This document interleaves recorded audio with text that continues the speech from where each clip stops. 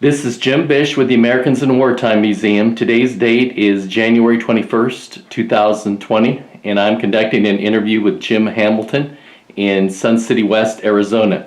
Jim, would you please give me your full name and where you were born? James Marcus Hamilton, born in Seattle, Washington. Okay, and what war did you participate in? Vietnam. Did you grow up in Washington then, in the Seattle area? Till I was 11 years old. And then where did you move to?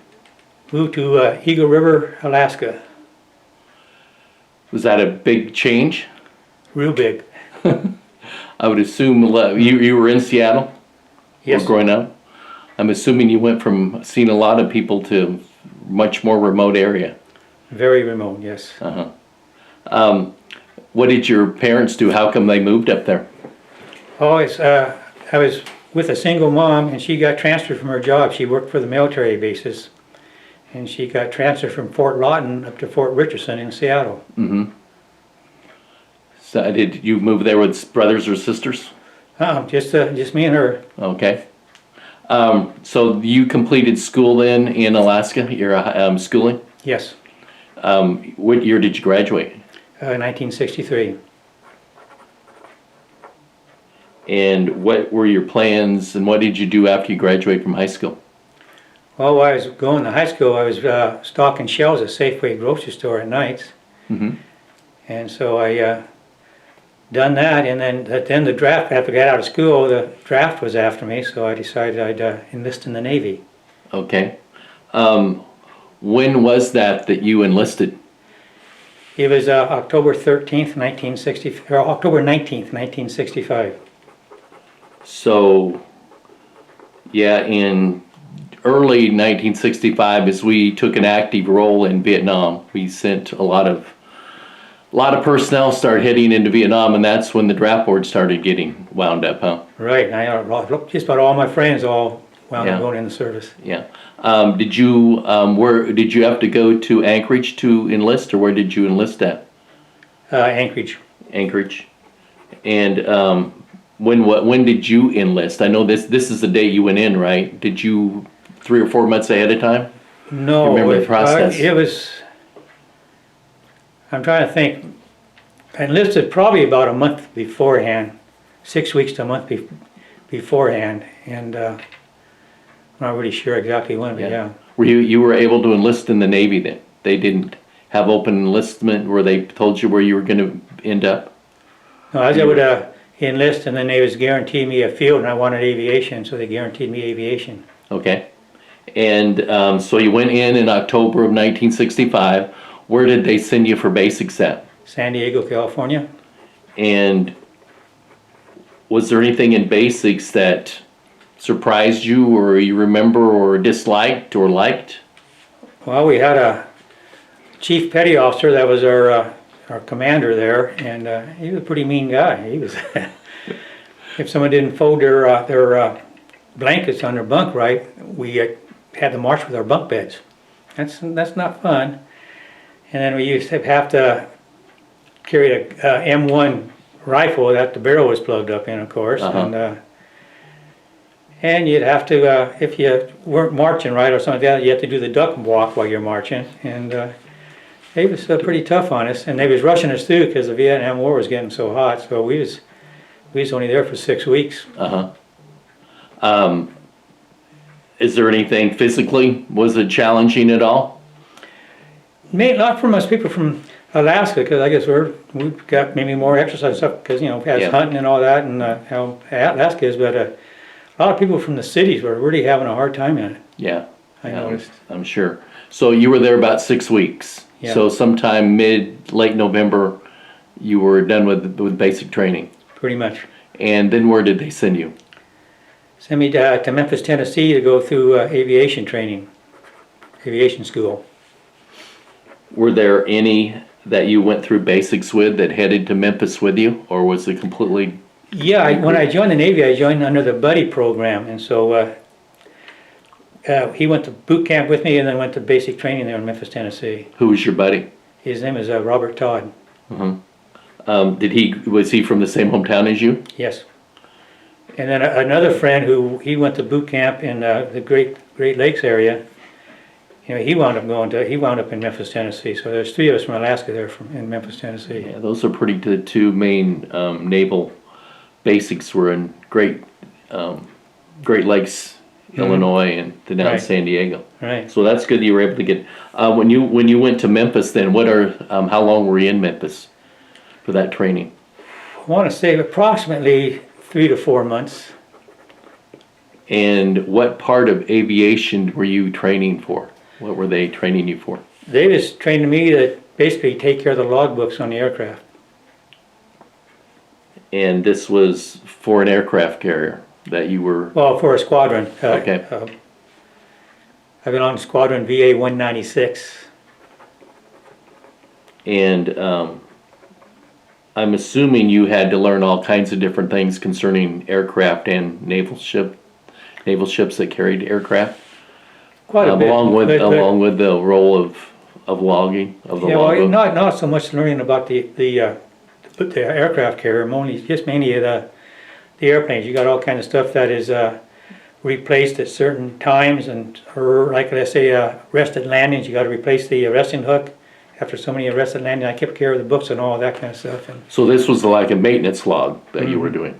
Okay. Yeah, and whenever the pilots would come back, they'd be interviewed of if there's any problems with the planes or anything like that, and then I'd decide what shop to send it to, whether it's power plants or electronics or hydraulics, or where to send that thing to. Was almost every time a flight would come in, did they usually have some issues that they noticed, or were most of them pretty good? Probably about I'd say about 3/4 of the planes that come back, there's always some little issue they want to looked at. That they were aware of, that they told you about. And these are all things that you were learning at the school, different things that they prepared you for? Right, how to take care of the logbooks, and because all that stuff's classified in the books and all that. And Yeah. So there was a logbook for each aircraft? Yes.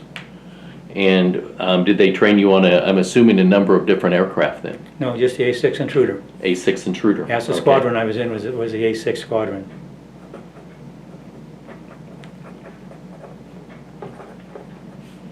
So after you said you were about 2 or 3 months there in Memphis? 3 or 4 months. 3 or 4 months, 3 or 4 okay. months in Memphis. So you're probably now about the spring of 1966? What do you get out of there? Yeah, because Where do they send you to? Oceana, Virginia. NAS Oceana. And what was your role there? What were you doing while you were there? That's where we was going through further training for the A6 Intruder. The squadron they assigned me to was already there, and that's what they was going through training there. And so, of course, I went there. What was the name of your squadron? VA 196. VA Yeah. 196? Yeah, VA stands for Attack Aircraft. Okay. And that's when you were assigned to your squadron when you got there? Right. And then you started doing your job as aircraft, or what were some of the training that they were Well, putting you through? I had people that were over me that was helping me, teach me about how to take care of the books and stuff. And then we was there for I bet you we was there for the whole summer. We probably left there in September and went to Whidbey Island, Washington. 'Cause that's where the squadron was from, was Whidbey Island. Okay. They was there in Oceana just to go through further training for the A6 Intruder. And this was like in the late summer, early fall of 1966? Oh, it'd be spring, let's say maybe May or something like that, to about September or October. Mm-hmm. That you were at in Oceana. Yeah. And so how large was the squadron that you were assigned to? About how many men was in that? Any idea? No, I couldn't really tell you how many people. So when they moved the whole squadron out to Washington then, Yes. and What were you doing out when you were out at Woodby Island, Washington? What were you doing differently there? Taking care of the logbooks, wasn't really doing anything differently. Uh-huh. And the aircraft that were they coming from a hostile zone, or are these all training aircraft that you were dealing with? Well, these are aircrafts that were going to go to on the aircraft and go to a hostile zone, but at the time, everything was, you go through you go like you go out to Fallon, Nevada for bombing runs, and they just, they're teaching the pilots and all that too, what to do and all that, and how to land on an aircraft carrier. They got strips where they had a resting gear on so they could, practice landing and everything. So this was a squadron that was going through all kind of practice runs. The airmen were going through there, flying the airplane, and then they would come back and you would do what you were supposed to be doing with the logging on because issues. This is a squadron that was transferring over to the A6 Intruder. Yeah. Where did you stay at that point? Were you on base all the time when you were in any of these living conditions? I got married at that time, and I had a little apartment off base. Mm-hmm. And this would have been, how long were you there at Woodby? Well, I was there, my squadron was based there for the rest of the time. Okay. We'd leave there to catch our aircraft carrier down in San Diego. Okay. And so you spent much of your time there in Washington then? Yeah. And when the aircraft carriers that you were dealing with, that planes were coming back on, what type of aircraft were they, or what kind of carriers were they? Oh, it was the Constellation, which is an attack carrier. So that's the one ship that you were assigned to. Yes. You were dealing with aircraft coming back to that. Yeah, the squadron was assigned to that. That's the ship we go out on when we deploy. Uh-huh. When you deployed, you stayed in Washington and your ship took off. Well, they fly us. They fly the planes down to get on the ship. They fly us all down on a military transport plane to San Diego, and then we board the ship there. Yeah. So the ship took off out of San Diego. Yes. Do you remember the first trip out of there? When it was? Oh man.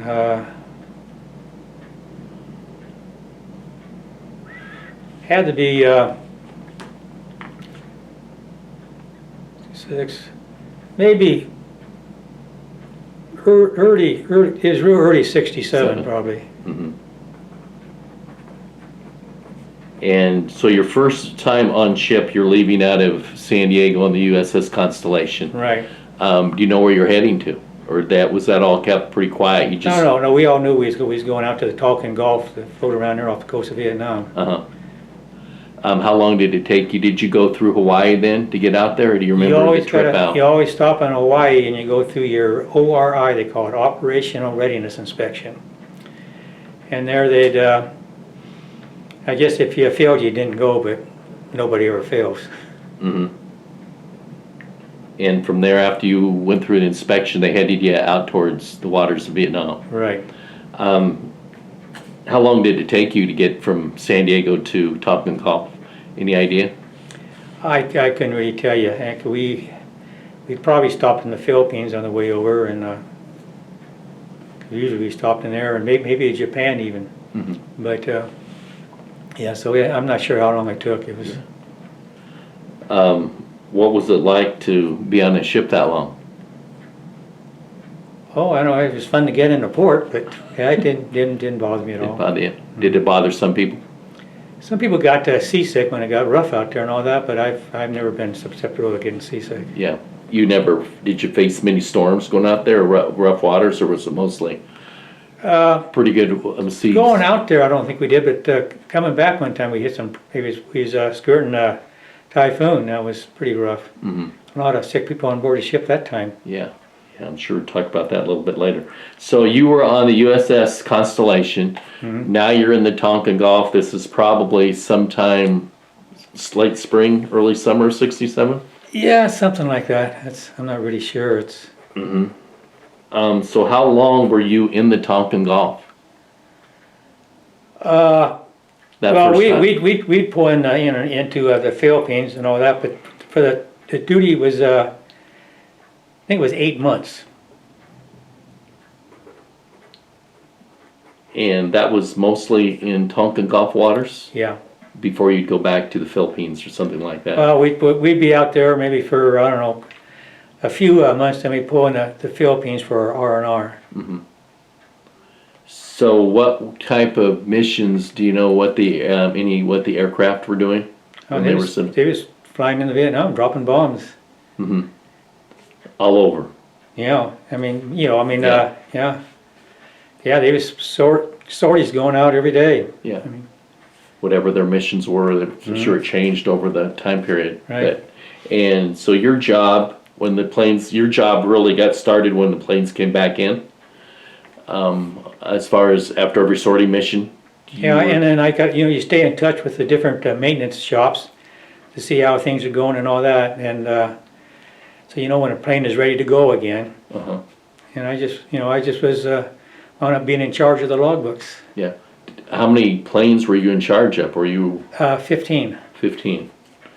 So you had your planes, were those, and when a plane was in shop, it was replaced by another plane that you were in charge of at that point, or how did they do that? Yeah, well, they might send maybe 5 planes out on a sortie, they called it.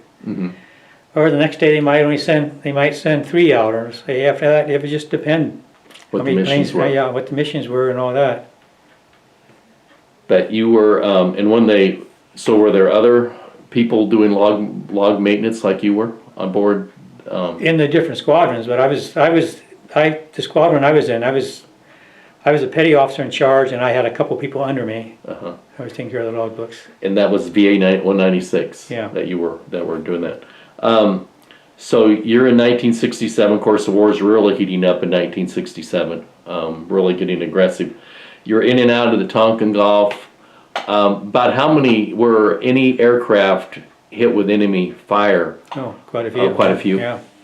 Different squadrons. We had the F4 and the A4 squadrons and the A3 squadron. We had quite a few different squadrons on board in the ship. And let's see, I don't know if that's the year we lost so many planes.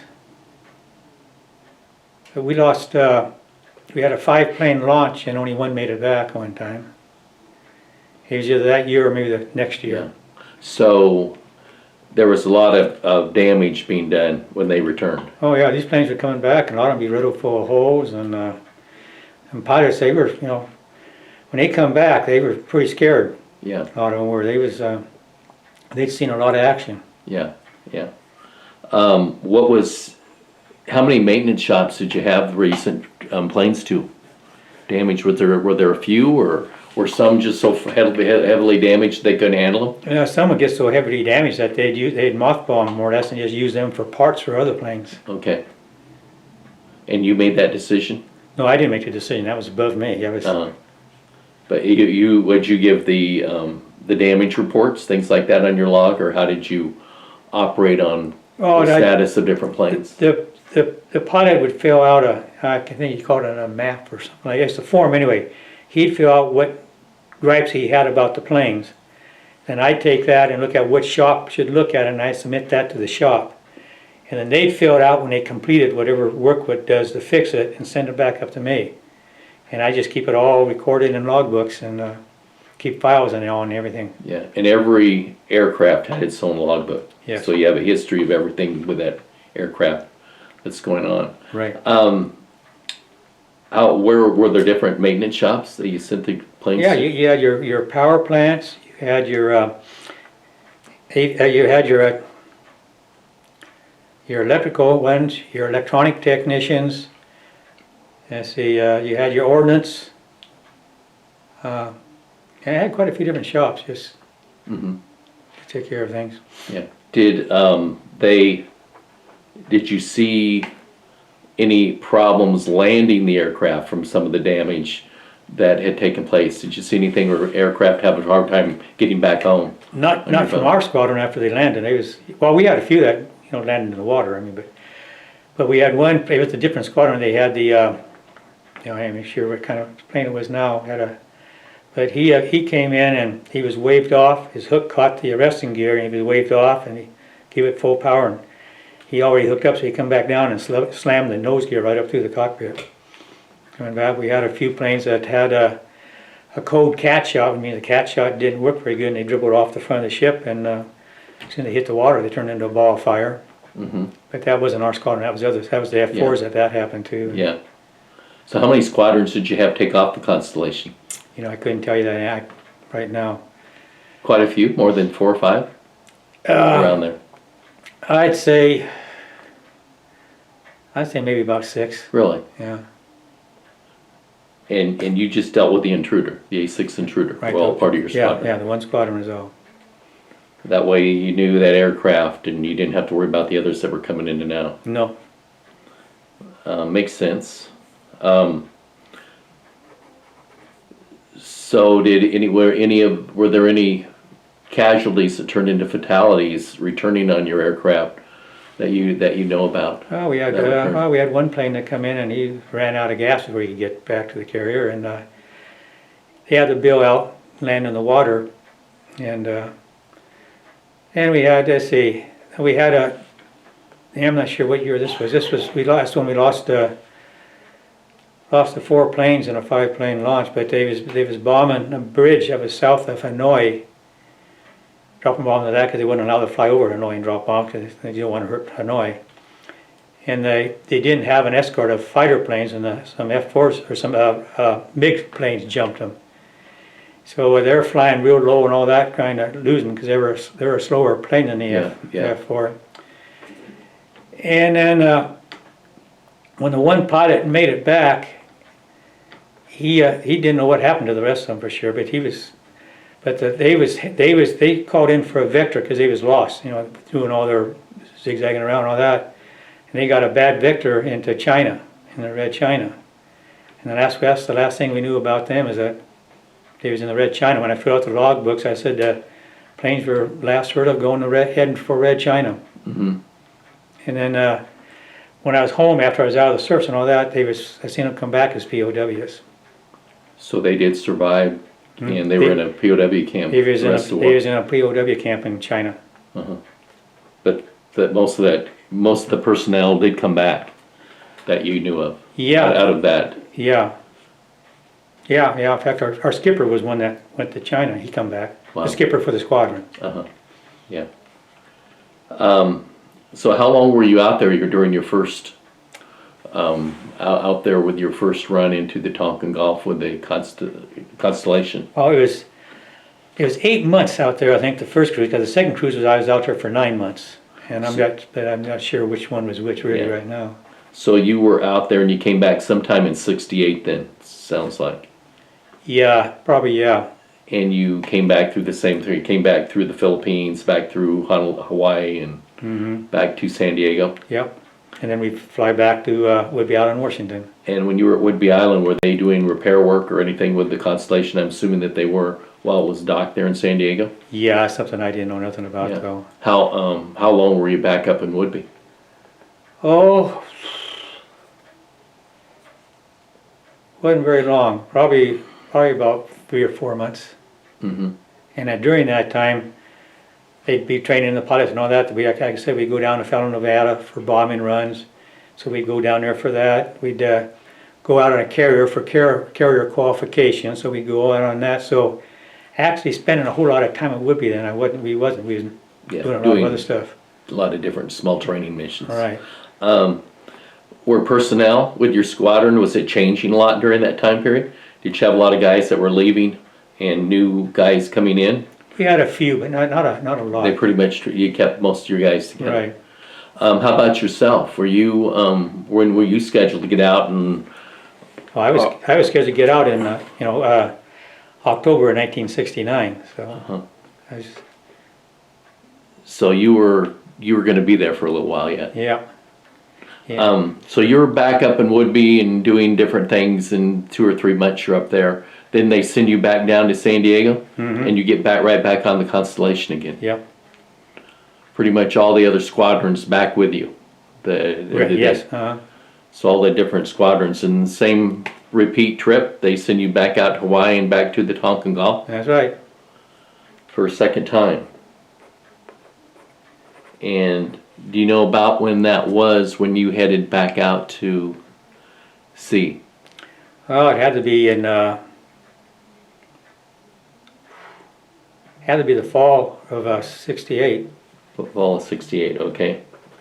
And so you were heading out there in fall of '68. Is that about the time you got out back out to the Tonkin Gulf? Was in the fall or early winter months of '68?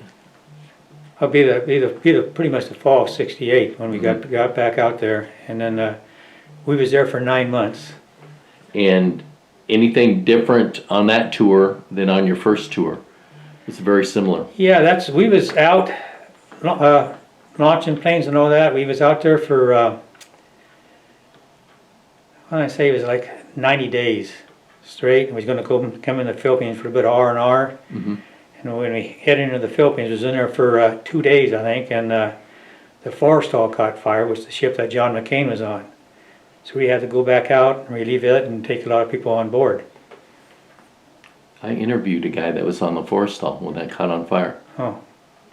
Yeah, we took on quite a few people on our ship that was on the Forrestal.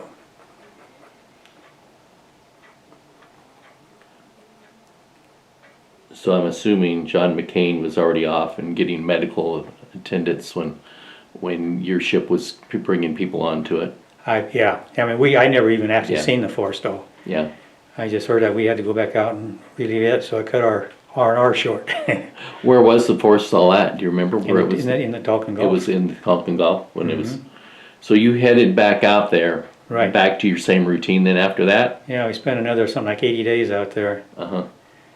And then after that, we went in for R&R, and I think it was in Yokosuka, Japan. And of course, after you spend that many days at sea, it's pretty hard to walk when you get out of that. It looked like you drunk before you ever got to a bar. You could just walk down the sidewalk. Weaving back and forth, yeah. Yeah.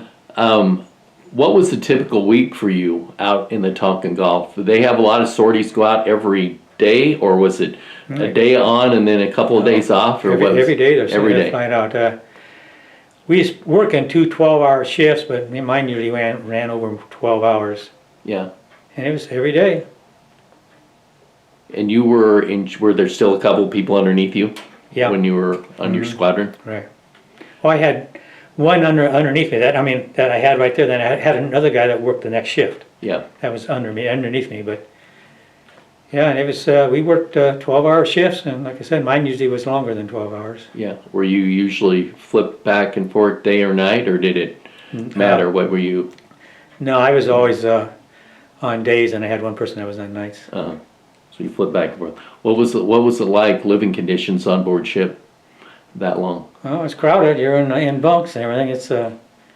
It's pretty crowded.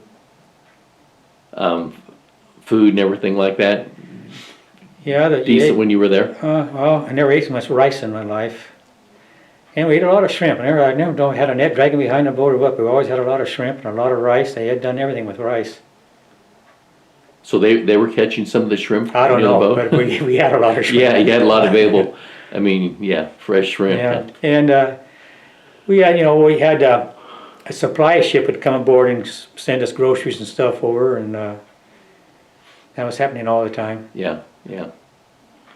So when you were in the Tonkin Gulf, did you go down to South Vietnam and go to shore once in a while and refuel or anything like that? You never did? Never stepped foot in the Tonkin Gulf. We take fuel at sea. Right. A tanker would come up and they send a hose over, and we take fuel at sea all the time. Yeah. So everything was you never saw the shores of South Vietnam then. You were pretty much, everything was out in the sea. They brought everything to you that you needed. Right. Yeah, we was there when the battleship, the Missouri, was out there. It just made a little short time out there, and you could hear it when it could let loose of its cannons, and then you see a big old bright spot there in Vietnam, and but that was about it. Yeah. Were there any remarkable incidents that you remember on either your 2 tours out to the Tonkin Gulf? Anything unusual that happened that stands out that you witnessed? Other than the Forrestal and Missouri? Well, I remember that we had an F-4 that was launched, and he got a cold cat shot, and he went down and kind of skipped the water and then turned into a ball of fire. And of course, that was 2 lives lost there. Yeah. And we had an A3D, and they had a hatch over the top to open up for their escape route, and they got a code cat shot, and they all 3 was gone. What's a code cat shot? That's when it gets hooked? They got your cat officer and he drops his hand down, everything's steam, and the thing is supposed to take off, well, for some reason it doesn't go. And they call it a code cat shot. And when we was in Hawaii, we had a code cat shot there, and they yelled at they got 3 people that unhooked the bridle from the nose gear. When they went in there to unhook it, for some reason it caught, and they all got caught in the nose gear. And of course the airplane, they raised up their gear right away, and they flew over Hawaii with big spotlights on them while they were shaking their gear, shaking the body parts out. And we lost 3 guys right there. Yeah. So it was, yeah, even aboard ship you lose people. Yeah. Oh, yeah. Yeah. Yeah. Did you ever have any fires or any incident on ship? Oh, you got fires all the time, but there's just small fires. I mean, there's just constant battle with them. Really? Yeah. Yeah, you got the alarm going off all the time about fires, but it's, you get used to that. Yeah. What are some of the typical fires? What causes the aircraft going off, or just Usually oil and electrical gas? fires throughout the ship. Uh-huh. That's what it usually is, just small fire, electrical fires. In fact, I don't even see them. Yeah. And then, we coming into, let's see. Not sure where it's coming in. It was coming into Japan. It was coming into Japan, and then it was late at night. We're on the bunk and all that, and they called us the general quarters, but the captain called us the general quarters, and usually they say this is a drill or something afterwards, and he says, this is no drill, brace for a collision. And we just about collided with a freighter. I don't know how close it was, because I didn't see it. I still, I was aboard ship, but that was, yeah, it got scary. It was scary there for a while. Was this a friendly freighter or enemy I don't freighter? even know what it was. I don't even know what it was. Somebody got off course, or somebody was somewhere that. Someone was messed up. I don't know if it was us or the freighter. But Did you ever have any enemy aircraft try to do anything to you? no, we had like the Russians would fly, be flying close to us, so we'd launch a couple planes, and they'd fly and they'd wave at us. I mean, it was just all, fun and games. Yeah. Yeah, I think But that. we didn't have anything, from Vietnam coming after us or anything like that. But the Russians would they'd play games, see how close they could get to us, and we'd send off our planes. And Mostly keep track of where you Yeah, guys were right, at all yeah. the time. So you were out there about 9 months. You're probably getting late 69 by now? Or yeah, when- I'm getting short. you're ready to get back home and get out. Yeah. So you're heading back. I assume you went similar route, Philippines, Hawaii, or how did Yeah, you we come back? always stopped in Hong Kong too, at least once. Uh-huh. And then we'd fly in. And that was primarily R&R, or were they doing things to the... No, it was R&R for us and visit the different ports. And then, for some reason, I won Sailor of the Month. I don't know what I did to do it. So I got to fly home in the A6 Intruder on the second seat. And we left the ship, and the ship was probably about a day out of Hawaii. And I got to fly back to Whidbey Island like that. Wow. So you got to get home a lot quicker than the rest of your buddies. Right. Was it because you had short time? Or because you were Sailor? I was Sailor of the Month, but And- I don't know what I'd done to get it. Yeah. But I had a chief petty officer he was the master chief petty officer. He was, the top enlisted man in the squadron, so he had a lot of weight. And He liked what you were doing? I guess. I don't know. Mm-hmm. That's good. But he went and rode up to whatever it took for me to become the Sailor of the Month. And so you're back at Whidbey, and you're not coming into port in San Diego with the rest of your crew. Right. Were you real close then of getting out, your service time, when you got back to Whidbey? Yeah, I was getting real close to getting out, and I must have been, because for the last couple months, they had a deal come out and said that people that are getting close to getting out, to try and get you used to civilian life, we'd let you get a civilian job, if you can find one, in the area. And you get your military pay, but whoever hires you gets you free. It's an enhancement for them to hire people that, help change. Free labor for them. Yeah. Almost. And so I went to work in a body shop, a car body shop, for about 3 months. And And that's where I learned a little bit about welding and pounding out dents of cars and stuff. And they'd use me for sanding the cars down and getting ready to be painted. Yeah. This was close to base, or did you have Yeah, to travel no, it very was far? real close to base. Yeah, Woodby Island's a real small area. There wasn't much jobs available there. Yeah, yeah, But I was fortunate to land that one there at this body shop. yeah. So, you were doing this up until you were discharged. Right. Did you continue after discharge, or they'd have to let you go too once you were discharged, the body shop? Well, I was ready to get back to Alaska, so I got discharged. You were ready to roll? Yeah. Yeah. So, when was it that you were discharged then? I got a 13 day early out, so it's, it must have been right around October, Beginning of October sometime? Yeah. Of 1969. Yeah, And you immediately went back up to Alaska right. and started a normal life, or what was it like getting out, and did you Well- see any negative repercussions from you being in the service at the end of, or during the Vietnam War? Oh, there's a lot of protesting going on and all that, and, well, I tell you what, when I was stocking shelves at night, I belonged to what's called the Retail Clerks Union. And there's one guy who was the head of the union. I stocked shelves at Safeway. He was the head of the union, so he knew me and all that. And he sent me a letter while I was in, because he become a personnel manager for Carr's grocery store, which is another grocery store chain up there. Mm-hmm. And he sent me a letter saying that when I got out, that they wanted me to come back to work, wanted to go to work for them. So I got out and I thought, I'll go look this guy up. So I went and looked him up, and he said, we've learned that guys that just get out can't really take responsibility yet. So come back and see us here in maybe a year. I said, okay. So I went over to Safeway and they hired me right away. Bang, just like that. But that's Craziness. yeah. You weren't taking responsibility while you were in the service? Right. So I went to Safeway, and it's a store I worked for when I left, and they hired me right then. Mm-hmm. And instead of stocking shelves at night, they had me as a produce manager and stuff like that. And anyway, while I was in, I heard about the Alaska pipeline was going to go. So I thought, man, I got to get on that. So I took a course at the community college for a welding course and everything at the community college. Anyway, so then I quit Safeway. They wouldn't let me quit. They gave me a leave of absence. But I never went back to them. Mm-hmm. And that's when I started filling my application out for different union crafts that's going to be on the pipeline.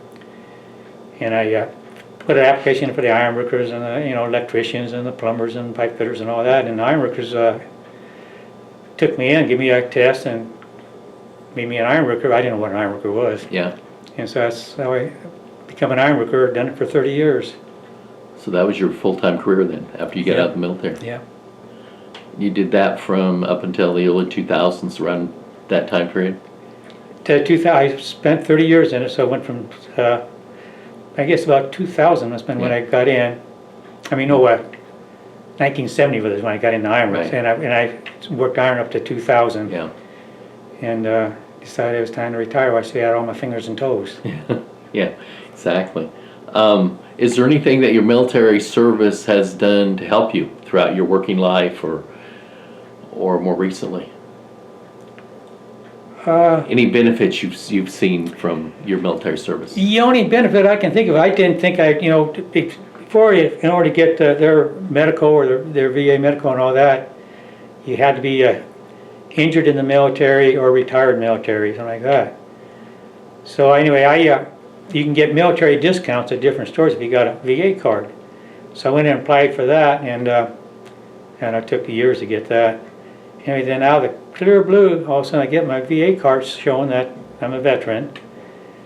And then when this Obamacare thing come in, you had to prove that you had insurance not to have to go onto Obamacare. So I got a letter from the VA saying I was qualified for medical insurance, which I've never used, but Yeah. so that's a benefit I guess I got, but I've never used because I always had insurance through the Yeah. Ironworkers Union. Yeah. Yeah. Did they have a lot of, the Ironworkers Union, did they have a lot of military personnel, veterans? Did they hired a lot of veterans? Well, when I became an ironworker, I mean, I worked for a lot of World War II vets. Yeah. It was a lot of World War II vets, and Yeah, everybody, it was the unions for construction work, I know that, they hired a lot of vets. Yeah, yeah. Just to wrap this up a little bit, so you're out, and now you're an iron worker. Do you have any children or any other family members that served in the U.S. military? Nope. No, my son, yeah, he never went in, he didn't have to, because Yeah, there was no draft anymore. yeah. Did you have any uncles or anything like that that was in the service, World War II or anything like that? My dad was in World War II, and a lot of my uncles were in World War II. Mhm.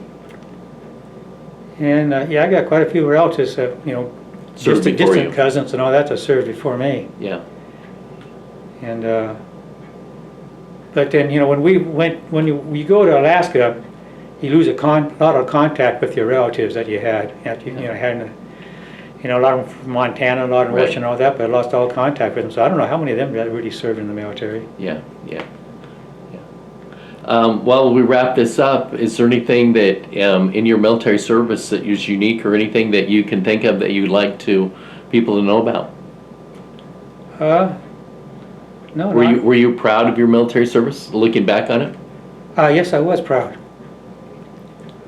But I can't think of anything else. I was proud to be able to go in and all that and serve my country. When I got out, I didn't really like the way I was treated. Yeah, But now everything's turned around. Now you give you all kinds of discounts, and they're treating the military pretty good, the way the military should be treated now. yeah, and that's good. That's Mhm. good.